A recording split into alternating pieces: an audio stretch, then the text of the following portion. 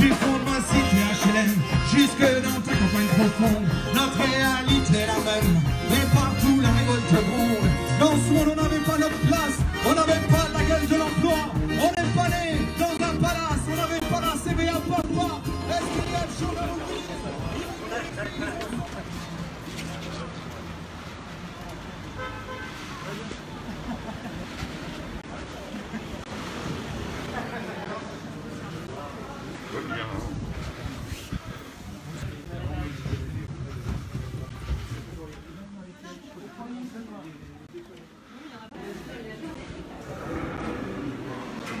On a quand même une revendication que moi j'ai donnée aux journalistes tout à l'heure, c'est qu'on ne sortait pas d'ici avant qu'on ait une convocation officielle qui est faite pour un conseil national des professionnels du spectacle avec Jean Castex et Roselyne Bachelot pour examiner clairement nos revendications. Et on ne veut pas de conseiller du ministère, on ne veut pas que Bachelot parce que c'est pas elle qui décide.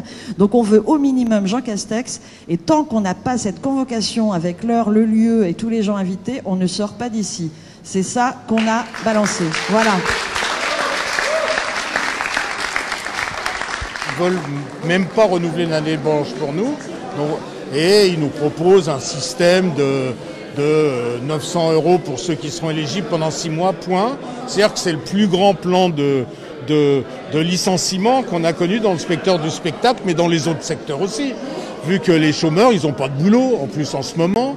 Et donc, on est vraiment solidaires tous pour qu'il y ait une prolongation des droits d'1 an après la reprise du travail. Laissez-nous travailler, quoi. Et réouvrez les salles, quoi. Faut vivre avec cette merde, avec les conditions de distanciation. On respecte un certain nombre de choses, mais on veut reprendre. Mais gagner la reprise, ça va reprendre doucement. Il y a des équipes qui ne reprendront pas, il y a des artistes, des techniciens qui préparent des spectacles. Tout le monde ne va pas pouvoir rejouer en même temps, hein. Donc on a vraiment besoin d'accompagner ça par un fonds d'aide à l'emploi, comme ça a été fait par milliards pour la grande industrie, pour le secteur entre guillemets productif. On n'est pas là uniquement pour défendre les problématiques de la culture. Aujourd'hui en France, un chômeur sur 2 n'est pas rétribué. Cette histoire de statut qu'on peut avoir, qui consiste en on travaille de manière discontinue, mais on a une couverture continue quand on est éligible. Cet exemple-là, cette manière qu'on a de traiter justement, ou bien traiter j'espère, oui, nous on est aussi là pour dire qu'on peut l'étendre.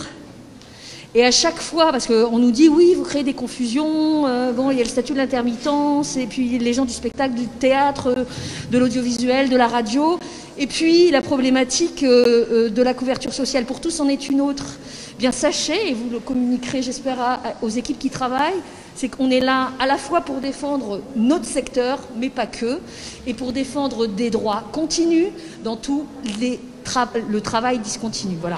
C'est important parce que tout à l'heure, on parle de la culture et peut-être qu'en ce moment, elle est beaucoup maltraitée, mais il n'y a pas que la culture. On défend cette idée qu'on est un pays d'art, de culture et de lien social. Et on défend l'idée que nous, on fait partie des gens qui sont ce lien social et que sans ce lien social-là, on n'arrivera pas à traverser cette épreuve, quoi. Aujourd'hui, on sait qu'on va devoir vivre avec ce virus très longtemps. On sait que ça fait déjà 1 an. On sait que ça touche les personnes les plus fragiles, les plus âgées, qu'il faut les protéger, les préserver. On a tous des parents, des grands-parents, des gens fragiles autour de nous.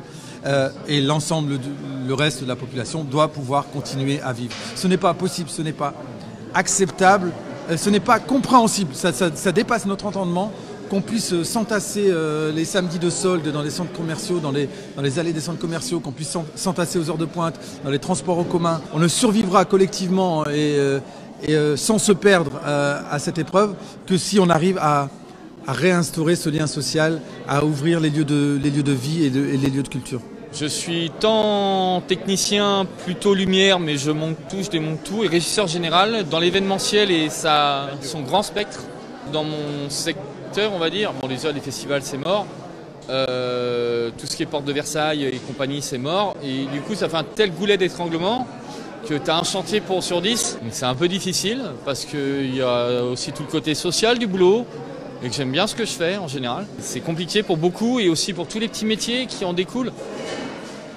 comme tous les mecs des catering, les personnes du ménage, de la sécurité, qui eux n'ont pas forcément nos couvertures sociales, qui pour les intermittents et consorts sont quand même, on mérite d'être là. L'année blanche, tout ça. D'ailleurs, ce serait bien que l'année blanche, s'ils pouvaient la renouveler. Oui, c'est une des revendications. Aussi. Et réouvrir les lieux, quoi. Réouvrir les lieux.